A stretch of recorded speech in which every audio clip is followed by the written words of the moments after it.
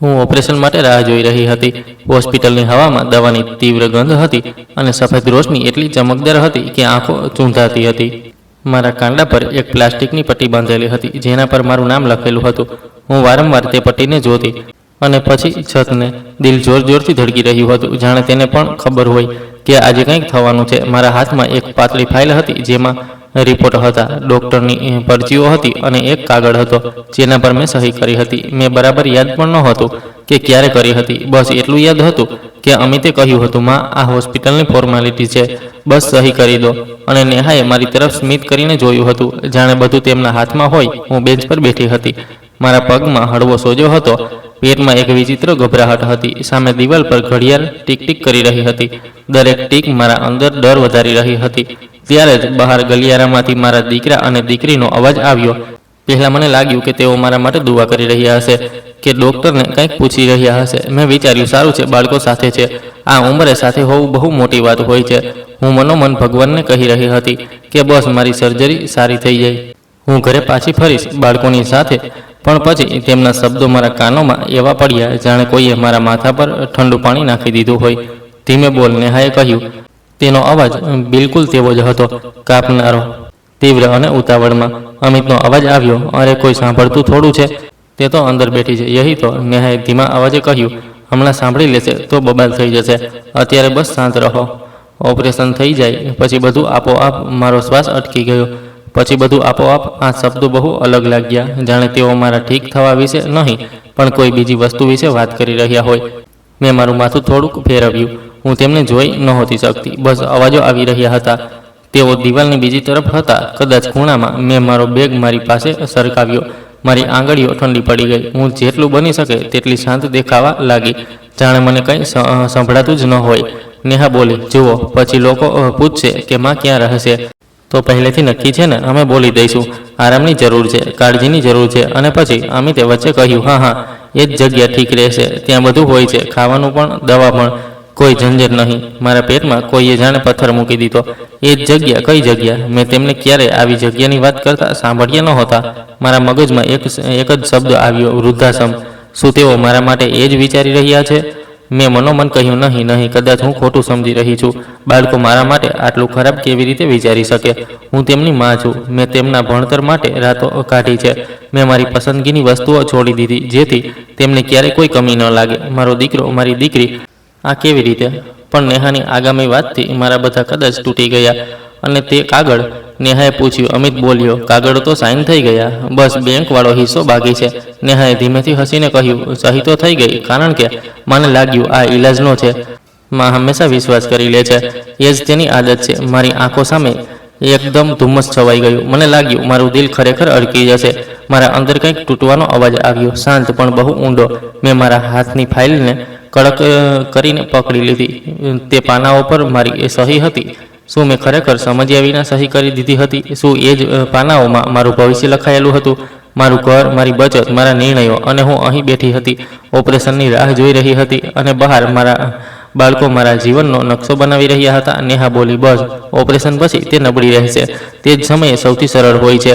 Doctor બોલશે આરામ જોઈએ, અમે બોલી દઈશું, અમે સંભાળી લઈશું, અને પછી બધું।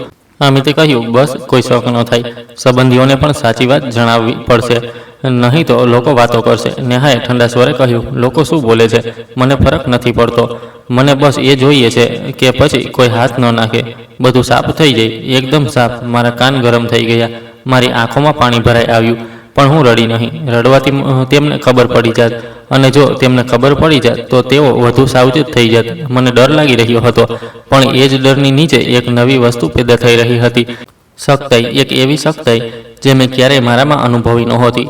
મેં ધીમેથી મારો ફોન ફંફોડ્યો, બેગમાં હતો, મારી આંગળીઓ ધ્રુજી રહી હતી। મારા મગજમાં બસ એક જ વાત ફરી રહી હતી, મારે કોઈ એવી વ્યક્તિને જણાવવું પડશે જે સમજે, જે મને બચાવી શકે, જે કાગળોની ભાષા વાંચી શકે, જે મારી વાત પર હસે નહીં કે વિશ્વાસ ન કરે। ત્યારે જ નર્સનું નામ પુકારાયું, અને કેટલાક લોકો આમ તેમ દોડ્યા। થોડીવાર માટે ગલિયારામાં ઘોંઘાટ વધી ગયો, એ જ ઘોંઘાટમાં હું મારા બેગમાંથી ફોન કાઢી શકતી હતી, કોઈને શંકા નહીં થાય। હું મારા શ્વાસ સંભાળી રહી હતી, જાણે પોતાને સમજાવી રહી હોઉં, ધીમે ધીમે, ગભરાવું નહીં। મેં મારા હાથોને ખોળામાં રાખ્યા, જાણે હું બસ બેઠી છું। પછી ધીમેથી ફોન કાઢી લીધો, સ્ક્રીન પર રોશની ચમકી, મેં તરત જ તેને નીચે કરી દીધો જેથી કોઈ જોઈ ન લે. મારા મગજમાં એક નામ હતું, અધિવક્તા શૈલેન્દ્ર વર્મા. મેં તેમને ઘણા વર્ષો પહેલાં એક જમીનના કામમાં જોયા હતા. શાંત માણસ હતો, બરાબર સમજાવતો હતો અને સૌથી મોટી વાત, તે ડરતો ન હતો. મારી આંગળી નંબર પર ગઈ અને અટકી ગઈ, કારણ કે તે જ ક્ષણે ગલિયારામાંથી નેહાનો અવાજ ફરી આવ્યો, આ વખતે વધુ નજીક, જાણે તેઓ મારી તરફ જ આવી રહ્યા હોય. ચાલ, નેહાએ કહ્યું, હવે અંદર જઈએ. માને કંઈ ખબર ન પડવી જોઈએ. મારા હાથમાં ફોન હતો. મારો શ્વાસ ગળામાં અટકી ગયો. મેં ઝડપથી સ્ક્રીન બંધ કરી અને ફોનને બેગમાં છુપાવવા લાગી, જાણે કોઈ ચોર ચોરી છુપાવી રહ્યો હોય. મારા દિલની ધડકન એટલી ઝડપી હતી કે મને લાગ્યું કોઈ પણ સાંભળી લેશે. અને ત્યારે જ મેં જોયું કે અમિત અને નેહાનો પડછાયો દિવાલ પર પડ્યો. તેઓ મારી પાસે આવી રહ્યા હતા. અમિત અને નેહા મારી બિલકુલ પાસે આવી ગયા. બંનેના ચહેરા પર તેજ ચિંતાવાળો નકાબ હતો, જાણે તેઓ ખૂબ પરેશાન હોય, જાણે તેમની દુનિયા બસ મારી સર્જરીની આસપાસ ફરી રહી હોય. માં, તમે ઠીક છો? અમિતે મારી તરફ ઝૂકીને પૂછ્યું. તેનો અવાજ નરમ હતો, પણ મને હવે તેમાં મીઠાશ ઓછી અને બનાવટ વધુ લાગી રહી હતી. મેં માથું હલાવ્યું. હા, બસ થોડો ડર લાગે છે. મેં સાચું કહ્યું, પણ પૂરેપૂરું નહીં, કારણ કે અત્યારે હું તેમને એ જણાવવા નહોતી માંગતી કે હું બધું સાંભળી ચૂકી છું. નેહાએ મારા હાથ પર પોતાનો હાથ મૂક્યો. તેની આંગળીઓ ઠંડી હતી. ડરવાની જરૂર નથી માં, બધું થઈ જશે, તેણે કહ્યું. પછી તેણે મારી ફાઇલ તરફ જોયું, જાણે તેને જાણવું હોય કે ફાઇલ મારા હાથમાં જ કેમ છે. મેં ફાઇલને વધુ કડક કરીને પકડી લીધી. આ મારી આદત નહોતી. પહેલાં હું બાળકોને બધું આપી દેતી હતી, પણ આજે પહેલીવાર મારા અંદરથી અવાજ આવ્યો. નહીં. નેહાએ હળવાશથી સ્મિત કરીને કહ્યું, માં, તે ફાઇલ મને આપી દો, નર્સને બતાવવી પડશે. મેં સીધું તેની આંખોમાં જોયું. નહીં, અત્યારે મારી પાસે રહેવા દો, મેં બહુ સામાન્ય રીતે કહ્યું, જાણે કોઈ મોટી વાત જ ન હોય. નેહાનું સ્મિત એક પળ માટે અટકી ગયું, બહુ નાની એવી પળ, પણ મેં જોઈ લીધું. તે પળ મારા માટે પૂરતી હતી. અમિતે ઝડપથી વાત બદલી દીધી. ડૉક્ટર આવશે થોડી વારમાં, તમને અંદર બોલાવશે. મેં ધીમેથી પૂછ્યું, તમે બંને બહાર શું વાત કરી રહ્યા હતા? બંને એક પળ માટે ચૂપ થયા. પછી નેહાએ હસીને કહ્યું, અરે કાંઈ નહીં માં, બસ ખર્ચા બરચા હોસ્પિટલની વાતો. મેં માથું હલાવ્યું, જાણે માની ગઈ હોઉં, પણ અંદર મારું મન એકદમ જાગી ગયું હતું. મને સમજાઈ ગયું હતું કે આ લોકો સત્યને એ રીતે ઢાંકશે જેમ વાસણ પર ઢાંકણું મૂકી દે છે, અને જો હું પોતે ઢાંકણું ન હટાવું તો મને ક્યારેય ખબર નહીં પડે કે અંદર શું રંધાઈ રહ્યું છે. થોડીવાર પછી એક નર્સ આવી અને બોલી. મરીઝનું નામ? અમિત અને નેહા એકસાથે બોલ્યા. અમારી માં. મેં નર્સ તરફ જોયું. હું પોતે બોલી દઈશ, મેં કહ્યું. મારો અવાજ નબળો હતો પણ સ્પષ્ટ હતો. નર્સે મારા કાંડાની પટ્ટી જોઈ અને બોલી, ઠીક છે, તમને અંદર લઈ ચાલીએ. મેં બંને બાળકો તરફ જોયું. તમે બંને અહીં જ રોકાવો, મેં કહ્યું. આ પણ મારી આદત નહોતી. પહેલાં હું ઈચ્છતી હતી કે તેઓ સાથે રહે, પણ આજે મને તેમનાથી અંતર જોઈતું હતું. નેહાએ તરત કહ્યું, નહીં માં, અમે સાથે ચાલીશું. મેં બહુ ધીમા, બહુ શાંત શબ્દોમાં કહ્યું, બસ અહીં, હું હમણાં આવું છું. નર્સે મને અંદર લઈ ગઈ. હું ચાલી તો રહી હતી, પણ મારા પગમાં જાણે તાકાત ઓછી હતી. ડર હતો, પણ તેનાથી પણ મોટો એક સવાલ હતો. શું મેં મારા જીવનમાં સૌથી મોટી ભૂલ કરી દીધી? બાળકો પર વિચાર્યા વિના વિશ્વાસ કરીને. અંદરનો રૂમ ઠંડો હતો. એક મશીનની બીપ બીપ ચાલી રહી હતી. નર્સે કહ્યું, તમે બેસો, ડૉક્ટર હમણાં આવશે. હું ખુરશી પર બેસી ગઈ. રૂમમાં એકલા હોતા જ મારી આંખોમાં પાણી આવી ગયું. મારું દિલ બોલ્યું, આ તારા બાળકો છે, તે તેમને ખોળામાં ખવડાવ્યા છે. અને મારું મગજ બોલ્યું, અને આ એ જ બાળકો છે જે ગલિયારામાં તારું ભવિષ્ય વહેંચી રહ્યા હતા. મારી સામે દિવાલ પર એક નાનું પોસ્ટર લાગેલું હતું, ધૈર્ય રાખો. મેં તે શબ્દ વાંચ્યો અને મનોમન કહ્યું, ધૈર્ય ઠીક છે, પણ હવે હું આંધળી નહીં રહું. તે ઠંડા રૂમમાં બેઠા બેઠા મને મારા આખા જીવનની ફિલ્મ યાદ આવવા લાગી. મેં બહુ નાની ઉંમરમાં લગ્ન કરી લીધા હતા. ઘર નાનું હતું, પૈસા ઓછા હતા. મારા પતિ સારા હતા, પણ વધારે સમય સાથે ન રહ્યા. તેમના ગયા પછી ઘરમાં માત્ર હું હતી અને મારા 2 બાળકો. ત્યારથી હું માં જ નહીં, ઘર પણ હતી. મેં કપડાં સીવ્યા, ટિફિન બનાવ્યા, ક્યારેક કોઈના ઘરે જઈને સિલાઈ કરી, ક્યારેક પડોશમાં બાળકોને ભણાવ્યા. બસ એટલું જ ઈચ્છતી હતી કે મારા બાળકો ભણી ગણી જાય અને સારું જીવન જીવે. અમિત ભણવામાં ઠીક હતો. નેહા બહુ હોશિયાર હતી. હું બંને પર ગર્વ કરતી હતી. જ્યારે અમિતને નોકરી મળી, મેં મીઠાઈ વહેંચી હતી. જ્યારે નેહાએ પોતાનું કામ શરૂ કર્યું, મેં મંદિરમાં નાળિયેર ચઢાવ્યું હતું. હું પોતાને ભૂલી જતી હતી, પણ બાળકોને ક્યારેય નહોતી ભૂલતી. પછી ધીમે ધીમે મારું શરીર થાકવા લાગ્યું. જે દર્દ પહેલાં નાનું લાગતું હતું તે મોટું થવા લાગ્યું. ડૉક્ટર પાસે જવું પડતું હતું. દવા, તપાસ, હોસ્પિટલ, બધું વધતું ગયું. અને તે જ સમયે બાળકો પણ બદલાવા લાગ્યા. અમિત પહેલાં દરરોજ સાંજે આવીને બેસતો હતો, પછી દર અઠવાડિયે, પછી માત્ર ફોનમાં પણ હંમેશા ઉતાવળ. માં, હમણાં મીટિંગ છે. માં, હમણાં ટ્રાફિકમાં છું. પછી વાત કરું છું. નેહા પહેલાં દરેક વસ્તુ પૂછતી હતી, પછી દરેક વસ્તુ જણાવવા લાગી. માં આ કરવાનું છે, માં આ ન કરતા, માં આ પેપર સાઇન કરી દો. મને લાગ્યું કે તેઓ મારી મદદ કરી રહ્યા છે, કારણ કે હું વૃદ્ધ થઈ રહી હતી. મારા હાથ ધ્રુજતા હતા, મારી આંખો જલ્દી થાકી જતી હતી. હું વિચારતી હતી, બાળકો છે, પોતાનું જ તો વિચારી રહ્યા છે. પણ હવે આજે તે ગલિયારાની વાતો મારા મનમાં ખૂંચી રહી હતી. ડૉક્ટર આવ્યો, તેણે મારો રિપોર્ટ જોયો અને બોલ્યો, તમારે ચિંતા ન કરવી જોઈએ, બધું ઠીક થશે. બસ તમને આરામ જોઈએ. ઓપરેશન પછી તમને કેટલાક અઠવાડિયા પૂરી દેખભાળ જોઈએ. મેં તેના ચહેરાને જોયો. ડૉક્ટર, જો હું ઓપરેશન પછી ઘરે ન જઈ શકું તો? મારા શબ્દો બહાર આવતા આવતા અટકી ગયા. ડૉક્ટરે કહ્યું, પછી પરિવાર જોશે, તમે એકલા તો ન રહી શકો. પરિવાર, મેં ધીમેથી દોહરાવ્યું, અને મારા મનમાં અમિત અને નેહાનો તેજ અવાજ ગૂંજી ગયો. એ જ જગ્યા ઠીક રહેશે, કોઈ ઝંઝટ નહીં. ડૉક્ટર બહાર ચાલ્યો ગયો. નર્સ મને પાણી આપ્યું. હું પાણી પીવા લાગી, પણ મારું ગળું સૂકું જ રહ્યું, કારણ કે હવે મારી સામે માત્ર સર્જરીનો ડર નહોતો, મારી સામે આ ડર હતો કે જો હું નબળી પડી તો મારા નિર્ણયો મારા હાથમાં નહીં રહે. અને ત્યારે જ મને યાદ આવ્યું, મારા ઘરની અલમારીમાં એક નાનો લાલ રંગનો ફોલ્ડર છે. તેમાં કેટલાક જૂના કાગળો છે જે મેં કોઈને નથી બતાવ્યા. તેમાં એક જૂની ચાવી પણ છે જે માત્ર મને ખબર છે. હું તેને સુરક્ષા માટે રાખતી હતી, પણ ક્યારેય જરૂર નહોતી પડી. આજે પહેલીવાર મને લાગ્યું કે હવે જરૂર પડી શકે છે. દરવાજા પર હળવી દસ્તક થઈ. નર્સ બોલી, તમારા બાળકો અંદર આવવા માંગે છે. મેં મારા ચહેરા પરથી ઝડપથી આંસુ લૂછ્યા, શ્વાસ અંદર ખેંચ્યો અને બિલકુલ શાંત અવાજમાં કહ્યું, આવવા દો. અમિત અને નેહા અંદર આવ્યા, જાણે તેઓ કોઈ પરીક્ષાવાળા રૂમમાં ઘૂસી રહ્યા હોય. બંનેએ એકસાથે મારી તરફ જોયું, પછી એકબીજાને. મને લાગ્યું જાણે તેમની આંખોમાં એક સવાલ હતો, શું માએ કંઈક સાંભળી લીધું? નેહાએ મારી ચાદર ઠીક કરી, જાણે તે બધું ધ્યાન રાખી રહી હોય. માં, તમને કંઈ જોઈએ છે? પાણી, કંઈ ખાવાનું? તેને પૂછ્યું. મેં માથું હલાવ્યું, નહીં, બસ થોડીવાર શાંત રહેવા દો. અમિત ખુરશી ખેંચીને બેસી ગયો. માં, તમે ટેન્શન ન લો, અમે છીએ ને, તેણે કહ્યું. તેના અવાજમાં તે જ જૂની લાઈન હતી જે બાળકો બોલે છે, જેથી માનો ડર ઓછો થઈ જાય. પણ આજે મારા અંદર ડર ઓછો ન થયો. આજે મારા અંદર એક નવી સાવધાની જાગી ગઈ હતી. મેં બહુ ધીમેથી પૂછ્યું, તમે લોકોએ મારા માટે ઓપરેશન પછી શું વિચાર્યું છે? નેહા તરત બોલી, માં, અત્યારે આ સમયે આ વાતો કેમ? અત્યારે બસ તમારો ઈલાજ જરૂરી છે. મેં તેની તરફ જોયું. હું બસ પૂછી રહી છું. મેં શાંત અવાજમાં કહ્યું, હું જાણવા માગું છું. અમિતે ગળું સાફ કર્યું. જુઓ માં, ડૉક્ટરે કહ્યું છે તમને આરામ જોઈએ, અને ઘરમાં તમે એકલા. તેથી અમે વિચારી રહ્યા હતા કે થોડા દિવસ ક્યાં? મેં પૂછ્યું. નેહાએ ઝડપથી કહ્યું, ઘર પર જ માં. બસ અમે થોડું સિસ્ટમ બનાવી દઈશું, તમને કોઈ તકલીફ નહીં થાય. મેં તેની વાત સાંભળી, પણ મારા મનમાં ગલિયારાની વાત ફરી ચમકી ગઈ. એ જ જગ્યા ઠીક રહેશે. જો ઘર પર જ, તો એ જ જગ્યા કોના માટે કહી હતી? મેં કંઈ ન કહ્યું. મેં બસ મારી આંગળીઓ ફાઇલના ખૂણા પર ફેરવી, જાણે હું પોતાની યાદ દેવડાવી રહી હોઉં કે મારી પાસે સત્યનો એક હિસ્સો છે. કાગળ. નેહાની નજર ફરી ફાઇલ પર ગઈ. તેણે હસીને કહ્યું, માં, આ ફાઇલ તો મને આપી દો. શું જરૂર છે તમને પકડી રાખવાની? ભારે પણ છે. મેં ફાઇલ મારા સીનાથી લગાવી લીધી. આ મારી છે. મેં એટલું જ કહ્યું. રૂમમાં એક સેકન્ડની ચૂપકીદી છવાઈ ગઈ. અમિતે હસવાની કોશિશ કરી. અરે માં, તમારી જ તો છે. અમે તો બસ મદદ કરી રહ્યા છીએ. મદદ?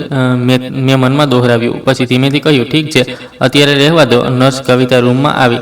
તેના હાથમાં કેટલાક ફોર્મ હતા. આ કેટલાક જરૂરી કાગળો છે. સર્જરી પહેલાં, તેણે કહ્યું. નેહાએ તરત હાથ લંબાવ્યો. હું કરાવી દઈશ. મેં નર્સને જોયું. મને બતાવો, મેં કહ્યું. નર્સે ફોર્મ મારી તરફ લંબાવ્યો. અક્ષરો નાના હતા. મારા ચશ્મા વિના મને સ્પષ્ટ નહોતું દેખાતું. નેહાએ તરત મારા બેગમાંથી મારા ચશ્મા કાઢવા માંગ્યા. મેં મારા હાથથી બેગને પકડી લીધો. રહેવા દો, મેં કહ્યું. મારા ચશ્મા હું પોતે કાઢી લઈશ. મેં ધીમે ધીમે ચશ્મા કાઢ્યા, પહેર્યા અને ફોર્મ વાંચવા લાગી. મારા હાથ ધ્રુજી રહ્યા હતા, પણ હું અટકી નહીં. ફોર્મમાં દવા, એલર્જી અને કેટલીક સામાન્ય વાતો હતી, પણ એક લાઇન પર મારી નજર અટકી ગઈ. આપત્તિની સ્થિતિમાં નિર્ણય લેવાનો અધિકાર. મારા મનમાં એક ઠંડી લહેર દોડી ગઈ. આ એ જ વાત હતી જેની તરફ ગલિયારામાં ઈશારો હતો. જો કોઈને નિર્ણય લેવાનો અધિકાર મળી ગયો, તો મારા વિશેના નિર્ણયો મારા વિના પણ લઈ શકાય છે. મેં નર્સને પૂછ્યું, આ શું છે? નર્સે શાંત સ્વરે કહ્યું, માજી, આ હોસ્પિટલની પ્રક્રિયા છે. જો ઓપરેશન પછી મરીજ બોલી ન શકે તો કોણ નિર્ણય કરશે? નેહા બોલી, માં, હું છું ને, હું કરી દઈશ સાઈન. મેં નેહા તરફ જોયું. તેની આંખોમાં ઉતાવળ હતી, અને ઉતાવળ હંમેશા ડરાવે છે, કારણ કે ઉતાવળમાં લોકો સત્ય છુપાવે છે. મેં નર્સને કહ્યું, હું અત્યારે સહી નહીં કરું. અમિત ચોંકી ગયો. માં, આ તો જરૂરી છે. મેં ધીમેથી કહ્યું, જરૂરી છે, પણ હું વિચારીને કરીશ. નેહાનો અવાજ થોડો કડક થઈ ગયો. માં, તમે કારણ વિના શંકા કરી રહ્યા છો. મેં તેની વાતનો જવાબ ન આપ્યો. હું જાણતી હતી કે જો હું અત્યારે લડવા લાગી તો તેઓ વધુ સાવચેત થઈ જશે. મને અત્યારે લડાઈ નહોતી જોઈતી, મને યોગ્ય પગલું જોઈતું હતું. નર્સે કહ્યું, ઠીક છે, તમે ચાહો તો ડૉક્ટર સાથે વાત કરી શકો છો. મેં માથું હલાવ્યું. હા, ડૉક્ટરને બોલાવો. નેહાએ તરત અમિત તરફ જોયું, જાણે કહી રહી હોય, આ કેમ કરી રહી છે? અમિતે મારી તરફ જોયું અને સ્મિત બનાવ્યું, પણ તેનું સ્મિત આંખો સુધી ન પહોંચ્યું. ડૉક્ટર આવ્યો. મેં બહુ સ્પષ્ટ શબ્દોમાં કહ્યું, ડૉક્ટર સાહેબ, મારે દરેક પેપર સમજીને સહી કરવું છે અને હું ઈચ્છું છું કે મારા વકીલ સાથે પણ એકવાર વાત થઈ જાય. ડૉક્ટરે હેરાનીથી જોયું, પછી બોલ્યો, તમારા વકીલ? મેં માથું હલાવ્યું. હા, આ મારો હક છે. નેહાએ ઝડપથી કહ્યું, માં, અત્યારે વકીલની શું જરૂર? મેં નેહા તરફ જોઈ આવીને કહ્યું, જરૂર છે. ડૉક્ટરે કહ્યું, ઠીક છે, જો તમે સ્થિર છો તો તમે કોલ કરી શકો છો, પણ સમય ઓછો છે, મને બસ 2 મિનિટ જોઈએ. મેં કહ્યું. નર્સ કવિતાએ સમજદારી બતાવી. તેણે હળવા અવાજમાં કહ્યું, હું બહાર ઊભી રહું છું. અમિત અને નેહા હજુ પણ રૂમમાં હતા. મને સંકોચ વધારે હતો, કારણ કે સામે કોલ કરવો યોગ્ય નહોતો. મેં ડૉક્ટરને કહ્યું, હું ઈચ્છું છું કે આ વાતચીત થોડી ખાનગી હોય. ડૉક્ટરે બંને બાળકો તરફ જોયું. તમે લોકો બહાર રોકાઈ જાઓ, તેણે કહ્યું. અમિતે ઊભા થતાં કહ્યું, ઠીક છે, માં. નેહાએ પણ જબરજસ્તી સ્મિત બનાવ્યું, પછી બહાર ચાલી ગઈ. દરવાજો બંધ થયો તો રૂમમાં એક અલગ જ શાંતિ છવાઈ ગઈ, જાણે કોઈએ મારી આજુબાજુની હવા સાફ કરી દીધી હોય. મેં તરત ફોન કાઢ્યો. હાથ ધ્રુજી રહ્યો હતો, છતાં મેં નંબર ડાયલ કર્યો. કોલ જવા લાગ્યો. મારા દિલમાં ડર હતો, પણ હવે તેની સાથે એક મજબૂત ઈચ્છા પણ હતી. હું મારા જીવનનો નિર્ણય પોતે કરીશ. ફોન ઉઠ્યો. હેલો, શૈલેન્દ્ર વર્મા બોલી રહ્યો છું. બીજી તરફ શાંત અવાજ આવ્યો. મેં ધીમેથી કહ્યું, વર્માજી. મારો અવાજ ભરાઈ ગયો, પણ મેં પોતાને સંભાળી. હું હોસ્પિટલમાં છું, મારી સર્જરી છે અને મેં મારા બાળકોને કંઈક વાતો કરતા સાંભળ્યા છે. મને ડર લાગે છે, મને તમારી મદદ જોઈએ છે. થોડી સેકન્ડ ચૂપ કીધી રહી, પછી તેમનો અવાજ વધુ સ્થિર થઈ ગયો. તમે ગભરાશો નહીં. તમે બસ મને સાફ જણાવો કે તમે ક્યાં છો અને કઈ વસ્તુ પર સહી કરવામાં આવી રહી છે. મેં શ્વાસ લીધો. હું જણાવું છું, મેં કહ્યું, અને હું ઈચ્છું છું કે તમે અત્યારે મને સાચો રસ્તો બતાવો, ઘોંઘાટ વિના. ઠીક છે, વર્માજી બોલ્યા. તમે જે પણ કરશો વિચારીને કરશો, હું તમને જણાવું છું. મેં મારી આંખો બંધ કરી અને પહેલીવાર તે દિવસે મને લાગ્યું હું એકલી નથી. સૌથી પહેલાં વર્માજીનો અવાજ ફોનમાં બહુ ધીમો પણ પાકો હતો. તમે તમારા બાળકોને અત્યારે કંઈ ન જણાવો, કોઈ દલીલ નહીં, કોઈ રડવું નહીં, બસ શાંત રહો. મેં ધીમેથી કહ્યું, પણ તમારી સર્જરી જરૂરી છે. તેમણે કહ્યું, પણ તેનાથી પણ જરૂરી છે કે તમે ગભરાઈને કોઈ એવો કાગળ સહી ન કરી દો જેનો મતલબ તમને સમજ ન આવે. અત્યારે તમે કઈ હાલતમાં છો? શું તમે ચાલી શકો છો? મેં મારી આંગળીઓને જોઈ. ચાલી તો શકું છું, પણ નબળાઈ છે. ઠીક. તેમણે કહ્યું, બીજી વાત, તમે જે પણ ફોર્મ છે તેની ફોટો લઈ લો, દરેક પેજની, અને જે ફાઇલ તમારી પાસે છે તેને કોઈને ન આપો. મેં ફાઇલને જોઈ અને વધુ કડક કરીને પકડી લીધી. હા, ત્રીજી વાત, વર્માજી બોલ્યા, જો તમને લાગે કે કોઈ તમારા પર દબાણ બનાવી રહ્યું છે તો તમે ડૉક્ટરને કહો કે તમને થોડીવાર એકલા રહેવું છે. આ તમારો અધિકાર છે, અને જો બહુ જરૂરી હોય તો તમે હોસ્પિટલમાંથી બહાર પણ જઈ શકો છો, પણ બહુ સાવધાનીથી. મારા ગળામાં કંઈક અટકી ગયું. હોસ્પિટલમાંથી બહાર? હું ભાગવાની વાત નથી કરી રહ્યો. તેમણે તરત સ્પષ્ટ કર્યું, હું સુરક્ષિત નીકળવાની વાત કરી રહ્યો છું. જેમ કે કોઈ જરૂરી ટેસ્ટનું બહાનું, કે ફાર્મસી, કે રિસેપ્શન. ઘોંઘાટ વિના, ડ્રામા વિના. મેં આંખો ખોલીને દરવાજા તરફ જોયું. બહાર મારા બાળકો હશે. તેઓ વિચારી રહ્યા હશે કે હું બસ એક ડરપોક વૃદ્ધ સ્ત્રી છું જેને તેઓ જેમ ચાહે તેમ ચલાવી લે. પણ હવે હું તેમને તે તક નહોતી આપવા માંગતી. તમે મને તમારી હોસ્પિટલ જણાવો, વર્માજીએ કહ્યું, અને વોર્ડનું નામ. હું હમણાં નીકળું છું, પણ તમે તમારી તરફથી કંઈ પણ અચાનક ન કરશો. હું આવતા જ મળીશ. મેં હોસ્પિટલ અને જગ્યાનું નામ ધીમે ધીમે જણાવ્યું. પછી મેં પૂછ્યું, અને તે ફોર્મ, નિર્ણય લેવાનો અધિકારવાળો, તેના પર સમજ્યા વિના સહી નહીં? તેમણે કહ્યું, અને જો આપવો જ પડે તો તમે નક્કી કરો કે કોને આપવો છે. ઘણીવાર આ અધિકાર ખોટા હાથમાં જતો રહે છે. મારા દિલમાં કોઈએ જાણે ઘંટડી વગાડી દીધી. ખોટા હાથ? શું મારા પોતાના બાળકોના હાથ પણ ખોટા હોઈ શકે છે? મેં ફોન મૂક્યો. મારા હાથ પરસેવાથી ભીંજાઈ ગયા હતા. મેં તરત મારી ફાઇલની અંદરના કાગળોની તસવીરો લેવાનું શરૂ કર્યું. ધીમે ધીમે, અવાજ કર્યા વિના. કેમેરાની નાની એવી ક્લિક પણ મને જોરથી લાગી રહી હતી, તેથી મેં ફોનને સાયલન્ટ પર રાખ્યો. દરેક પેજની ફોટો લીધી, તારીખો, નામ, સહીની જગ્યા, બધું. મને વાંચવામાં મુશ્કેલી થઈ રહી હતી, પણ ફોટામાં બધું રેકોર્ડ થઈ જશે. વર્માજી જોઈ લેશે. પછી મેં બેગમાં એક નાનો કપડો શોધ્યો અને મારા ચહેરા પર હળવું પાણી લગાવ્યું, જેથી મારો ચહેરો રડવા જેવો ન લાગે. મેં પોતાને અરીસામાં જોઈ. મારી આંખો લાલ હતી, પણ હું તૂટવા નહોતી માંગતી. તે જ સમયે દરવાજા પર હળવી દસ્તક થઈ. માં, નેહાનો અવાજ આવ્યો. બધું ઠીક છે? ડૉક્ટરે બહાર મોકલી દીધા અમને. મેં ઝડપથી ફોન બેગમાં મૂક્યો, ફાઇલ ખોળામાં લીધી અને અવાજને જેટલો બની શકે તેટલો સામાન્ય રાખ્યો. હા, ઠીક છે, આવી જાઓ. તેઓ અંદર આવ્યા. નેહાની નજર સીધી મારા બેગ પર ગઈ. અમિત મારી તરફ જોઈને સ્મિત બનાવતો રહ્યો. માં, તમે વકીલની વાત કેમ કરી?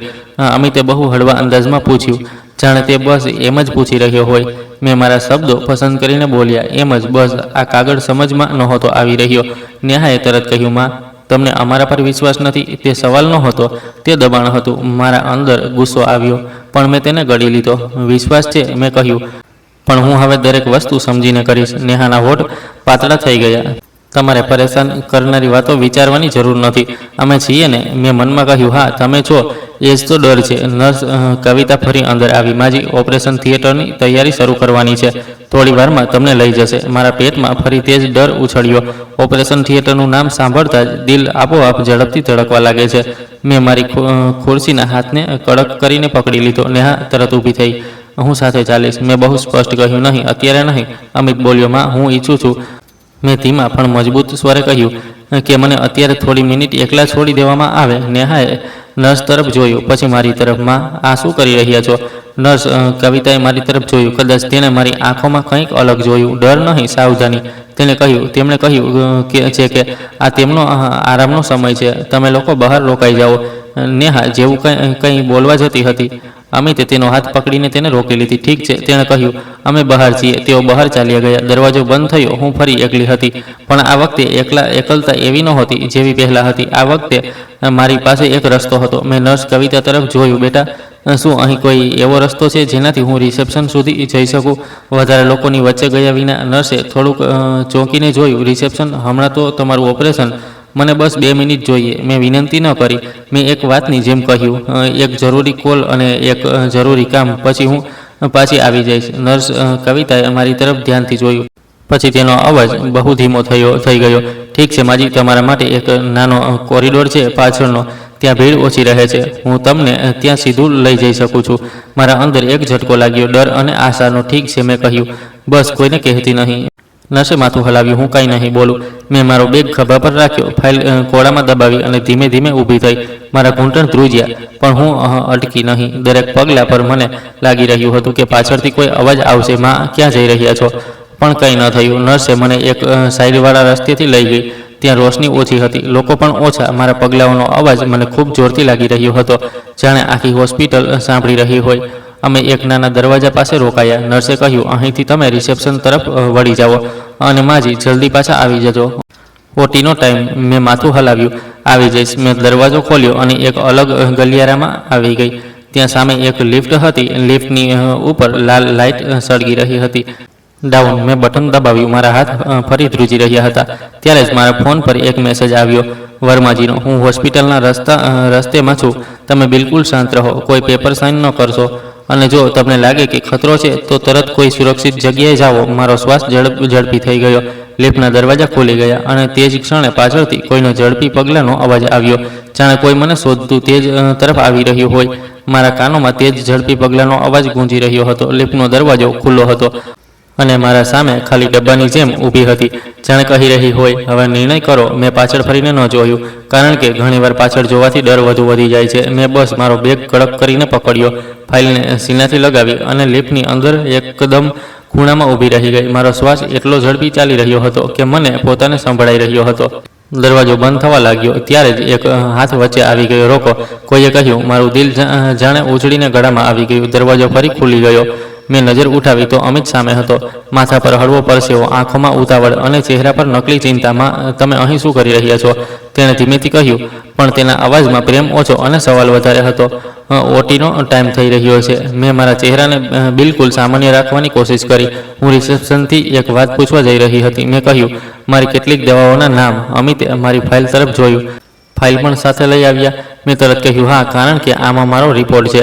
તેની આંખો એક સેકન્ડ માટે કડક થઈ. પછી તે સ્મિત બનાવીને બોલ્યો, માં, તમે કેમ પરેશાન થઈ રહ્યા છો? આ બધું અમે કરી દઈશું. મેં બહુ શાંત સ્વરે કહ્યું, હું પોતે કરીશ. તે પળ બહુ નાની હતી, પણ મારા અંદર બહુ મોટી હતી. પહેલાં હું ક્યારેય આવું નહોતી કહેતી. પહેલાં હું કહેતી, ઠીક છે બેટા, તમે કરી લો.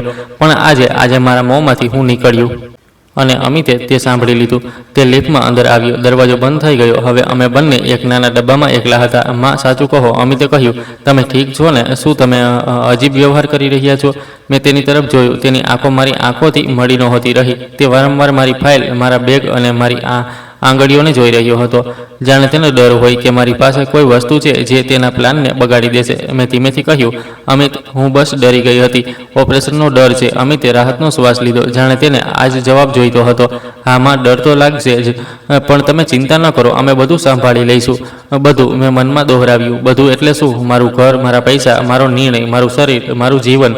લિફ્ટ નીચે પહોંચી. દરવાજો ખોલ્યો. અમિત આગળ ચાલ્યો, જાણે તે રસ્તો બતાવી રહ્યો હોય. હું પાછળ પાછળ ચાલી રહી હતી, પણ મારું મગજ ઝડપથી દોડી રહ્યું હતું. મને સમજાઈ ગયું હતું કે તેઓ મને એકલી છોડવા નથી માંગતા. તેમને ખબર પડી ગઈ છે કે હું મારા હિસાબે કંઈક કરી રહી છું.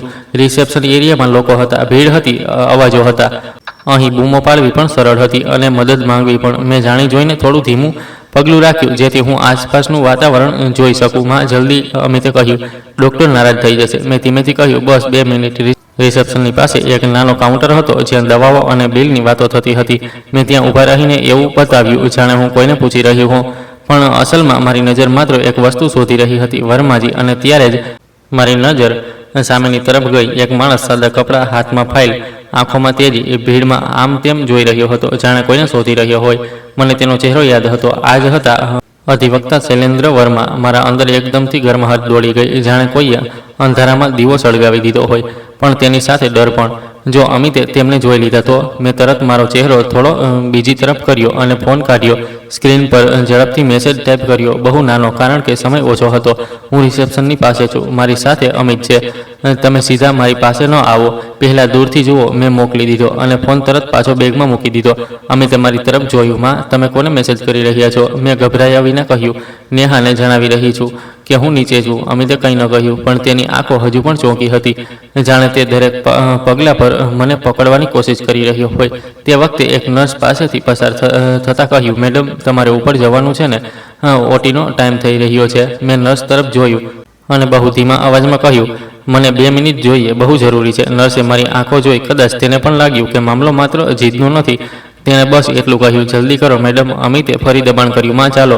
મેં હા કહ્યું, પણ હમણાં ન ચાલી. મેં મારી ફાઇલ ખોલી, જાણે હું કોઈ રિપોર્ટ શોધી રહ્યો હોઉં, અને તે જ બહાને મેં એક કાગળ કાઢી લીધો, એ જ જેમાં નિર્ણય લેવાનો અધિકારવાળી લાઈન હતી. મેં તેને ધ્યાનથી જોયો, પછી ધીમેથી બેગના સૌથી અંદરના હિસ્સામાં મૂકી દીધો. હવે તે સરળતાથી કોઈના હાથમાં નહીં આવે. ત્યારે જ સામેથી વર્માજીએ મને જોઈ લીધી. તેમણે તરત મારી તરફ ચાલીને આવવાની કોશિશ ન કરી. તેમણે બિલકુલ સાચું કર્યું, ત્યાં જ રોકાઈ ગયા અને ફોન કાઢ્યો. કદાચ તે મારા મેસેજનો જવાબ હતો. મારા ફોન પર કંપન થયું. હું તમને જોઈ રહ્યો છું. તમે શાંત રહો. હું એક રીત શોધું છું કે તમે એકલા મળી શકો. મેં વાંચ્યું અને તરત સ્ક્રીન બંધ કરી દીધી. પણ અમિતે કંપન અનુભવી લીધું. તેણે મારા બેગ તરફ હાથ લંબાવ્યો. માં, તમારો ફોન. મેં બેગને પાછળ ખેંચી લીધી. નહીં, મેં બિલકુલ સાદા શબ્દમાં કહ્યું, આ મારો બેગ છે. મારો અવાજ ઊંચો નહોતો, પણ તેમાં કંઈક એવું હતું જેણે અમિતને એક સેકન્ડ માટે રોકી દીધો, જાણે તેને પહેલીવાર અહેસાસ થયો કે તેની માં હવે એવી નથી રહી જે બસ ઠીક છે કહીને બધું આપી દે. અમિતે હળવાશથી હસવાની કોશિશ કરી. માં, હું તમારો દીકરો છું. મેં તેની તરફ જોયું. અને હું તારી માં છું. મેં કહ્યું, તેથી આજે મારે પોતાને પણ બચાવવાની છે. મારા કહેવાના તરત પછી અમિતનું સ્મિત પૂરી રીતે ગાયબ થઈ ગયું અને તે ક્ષણે રિસેપ્શનની બીજી તરફથી નેહાનો અવાજ આવ્યો, તીવ્ર અને સ્પષ્ટ. અમિત, માં ક્યાં છે? નેહાનો અવાજ રિસેપ્શનના ઘોંઘાટને કાપતો મારા કાનો સુધી આવી ગયો. તેના બોલવાનો તરીકો એવો હતો જાણે હું કોઈ ખોવાયેલી વસ્તુ હોઉં, માણસ નહીં. અમિતનું શરીર એકદમ તણાઈ ગયું. તેણે ઝડપથી આમ તેમ જોયું અને પછી તેની નજર મારા પર ટકી ગઈ, સીધી, જાણે તે નક્કી કરી ચૂક્યો હોય કે હવે મને તેના હાથમાંથી બહાર નહીં જવા દે. તે રહી. અમિતે નેહા તરફ ઈશારો કર્યો. નીચે રિસેપ્શન પર નેહા ઝડપી પગલાંથી અમારી તરફ આવી. તેના ચહેરા પર ચિંતા ઓછી હતી, ગુસ્સો વધારે. માં, તમે અહીં શું કરી રહ્યા છો? તમારે ઉપર હોવું જોઈએ. ઓટીનો ટાઈમ થઈ રહ્યો છે, તેણે કહ્યું, અને તેના અવાજમાં એવું લાગ્યું જાણે મને ખીજાઈ રહી હોય, સમજાવી ન રહી હોય. મેં બહુ શાંત થઈને કહ્યું, હું બસ એક જરૂરી વાત પૂછવા આવી હતી. નેહાએ મારી ફાઇલ તરફ જોયું. અને આ ફાઇલ પણ? માં, તમને સમજ નથી આવતી. તમે તમારી હાલત જુઓ. મેં ધીમેથી કહ્યું, મારી હાલત મને દેખાઈ રહી છે નેહા, તેથી જ હું સમજવા માંગુ છું. નેહાએ પોતાનો શ્વાસ જોરથી છોડ્યો. અને તમારા માટે જ તો બધું કરી રહ્યા છીએ, બધું. મેં ધીમા અવાજે દોહરાવ્યું, પણ આ વખતે મેં શબ્દને હવામાં ન છોડ્યો. મેં તેને પકડ્યો. તમે બધું કહો છો, પણ બધામાં શું શું આવે છે એ પણ હું જાણવા માગું છું. અમિત વચ્ચે આવ્યો. માં, અત્યારે આ જગ્યા પર વાત ન કરો. લોકો જોઈ રહ્યા છે. લોકો જોઈ રહ્યા છે? મેં મનમાં કહ્યું, હા, એ જ તો સારી વાત છે. જ્યાં લોકો જુએ છે ત્યાં માણસ થોડું સંભાળીને રહે છે. અને મને અત્યારે એ જ જરૂર હતી કે તેઓ સાંભળે. મેં નજર ફેરવી. કાઉન્ટર પર નર્સ, કેટલાક મરીજોના સંબંધીઓ, એક સિક્યોરિટી ગાર્ડ, બધા પોતપોતાના કામમાં હતા. પણ અવાજ ઊંચો થવા પર બધા સાંભળી શકતા હતા. હું ઈચ્છતી તો ઘોંઘાટ કરી શકતી હતી, પણ હું ઘોંઘાટ નહોતી ઈચ્છતી. હું ચાલાકી ઈચ્છતી હતી, લડાઈ વિનાનો રસ્તો. તે જ ક્ષણે મારી આંખોના ખૂણેથી મેં વર્માજીને જોયા. તેઓ થોડી દૂર ઊભા હતા, એ રીતે જાણે કોઈ બિલની માહિતી લેવા આવ્યા હોય. તેમણે પોતાનો ચહેરો નીચો રાખ્યો, પણ તેમની નજર મારા આસપાસના વાતાવરણ પર હતી. તેઓ તકની રાહ જોઈ રહ્યા હતા. નેહાએ મારો હાથ પકડીને કહ્યું, માં, ચાલો હવે. તેના હાથની પકડમાં પ્રેમ નહોતો, પકડમાં ઉતાવળ હતી, અધિકાર હતો. મેં મારો હાથ ધીમેથી છોડાવ્યો. ધીમે મેં કહ્યું, મને ચક્કર આવી રહ્યું છે. આ સાચું પણ હતું અને રણનીતિ પણ. મારા ચહેરાનો રંગ ઉડી ચૂક્યો હતો, તેથી કોઈ શંકા નહોતું કરી શકતું. નેહા એક પળ માટે ગભરાઈ, પણ પછી તેણે પોતાના અવાજને મીઠો બનાવવાની કોશિશ કરી. ઠીક છે, બેસો, પણ ઉપર ચાલવું છે. હું પાસેની ખુરશી પર બેસી ગઈ. મેં જાણી જોઈને મારા શ્વાસ ધીમા કર્યા, જેથી હું રડી ન પડું, કારણ કે રડવું મને નબળી કરી દેત, અને આજે હું નબળી બનવા નહોતી માંગતી.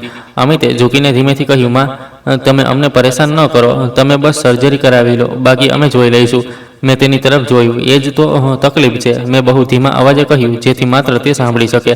તમે બાકી બધું પહેલાંથી જોઈ રહ્યા હતા. અમિતનો ચહેરો પીળો પડી ગયો. તેની આંખોમાં એક ઝટકો આવ્યો, જાણે કોઈએ તેને પકડી લીધો હોય. તમે શું કહી રહ્યા છો? તેણે ધીમા અવાજે પૂછ્યું. મેં કોઈ જવાબ ન આપ્યો, કારણ કે જવાબ આપવાથી દલીલ થતી અને દલીલથી ખતરો વધતો. મેં બસ મારો બેગ મારી પાસે સરકાવ્યો અને ફાઇલને ખોળામાં સીધી રાખી. નેહાએ પણ અમિત તરફ જોયું, જાણે પૂછી રહી હોય, શું થયું?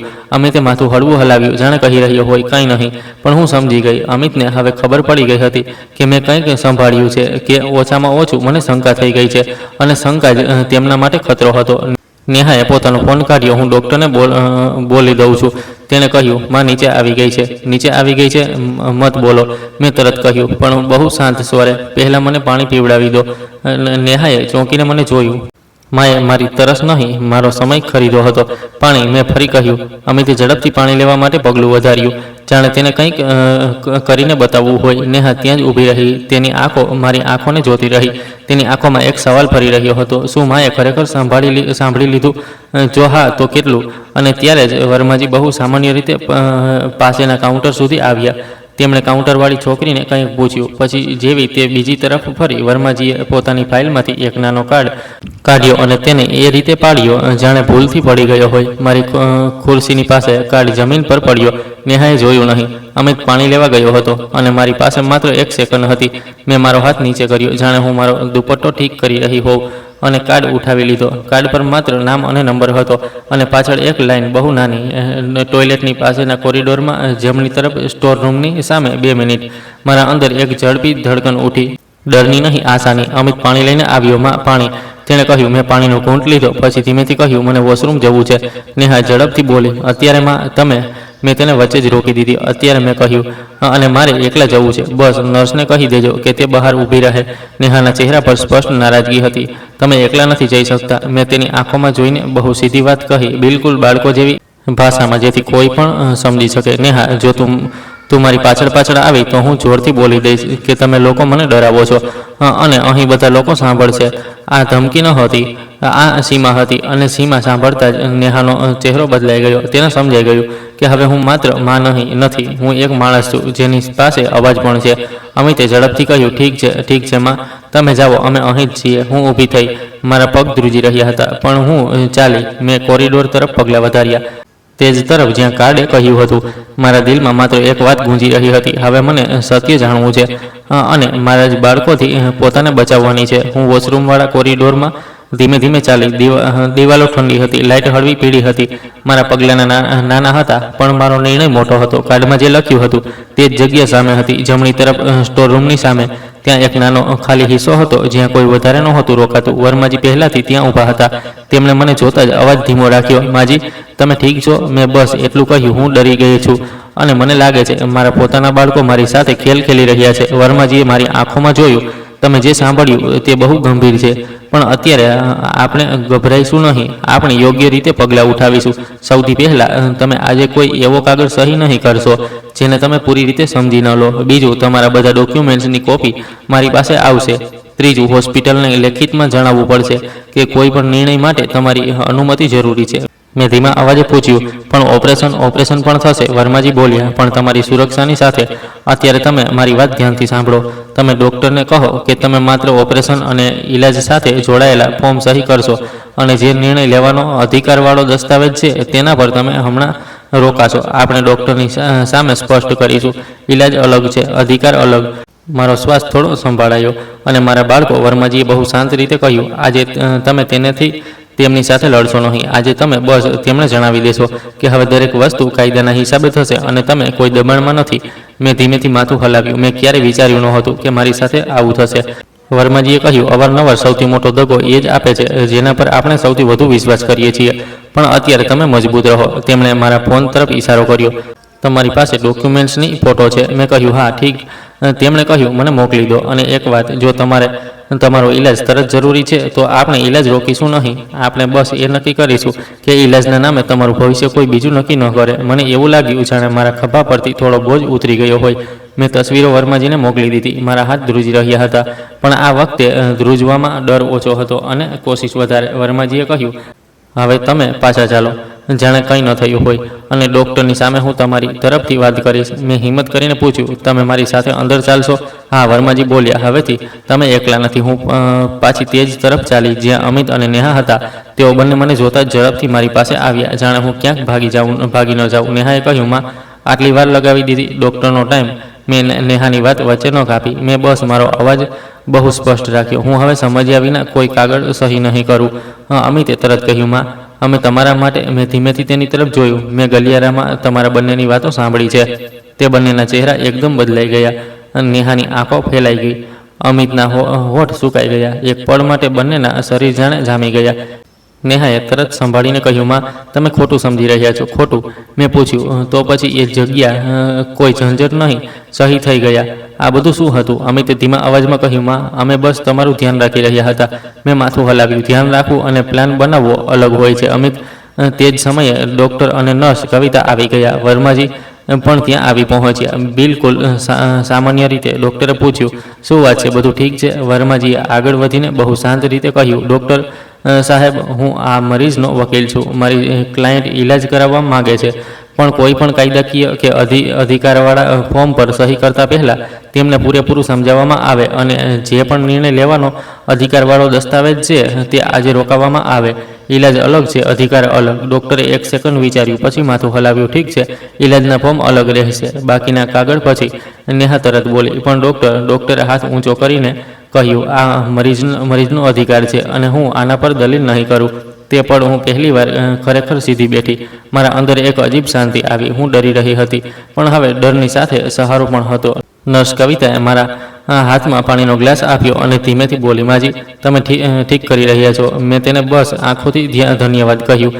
ડૉક્ટરે કહ્યું, હવે અમે તમને ઓટી માટે તૈયાર કરીશું. તમે જો ચાહો તો એક વ્યક્તિ બહાર રાહ જોઈ શકે છે. મેં તરત કહ્યું, વર્માજી. અમે એક ડગલું આગળ વધીને કહ્યું, માં. મેં તેની તરફ જોયું અને બહુ સામાન્ય વાત કહી, પણ તે વાત મારા જીવનની સૌથી મોટી હતી. હું તમારી માં છું, તેથી હું તમારાથી પ્રેમ કરું છું, પણ હવે મારું જીવન અને મારું ભવિષ્ય મારા હાથમાં રહેશે. નેહાની આંખોમાં ગુસ્સો હતો, પણ તેના પાછળ ડર પણ હતો, કારણ કે હવે ખેલ છુપાઈને નહોતો થઈ શકતો. હું ઓટી તરફ લઈ જવામાં આવી. રસ્તામાં મારી આંખોમાં પાણી આવ્યું, પણ આ વખતે તે પાણી નબળાઈનું નહોતું. તે પાણી તે જૂના વિશ્વાસનું હતું જે તૂટી ગયો હતો, અને તે નવી હિંમતનું હતું જે પેદા થઈ ગઈ હતી. ઓપરેશન પછી જ્યારે મને હોશ આવ્યો તો મારો પહેલો અવાજ ત્યાં જ હતો, વર્માજી. અને વર્માજી ત્યાં જ હતા. હું અહીં છું, તેમણે કહ્યું, અને તમારી ફાઇલ સુરક્ષિત છે, તમારા અધિકાર સુરક્ષિત છે. હવે આગળ બધું કાયદાકીય રીતે થશે. મેં ધીમે ધીમે આંખો બંધ કરી. મારા દિલમાં દર્દ હતો, પણ હવે હું એકલી નહોતી. મેં સમજી લીધું હતું, વૃદ્ધ થવું નબળાઈ નથી, અસલી નબળાઈ છે ચૂપ રહી જવું. અને આજે મેં ચૂપકીદી તોડી દીધી હતી.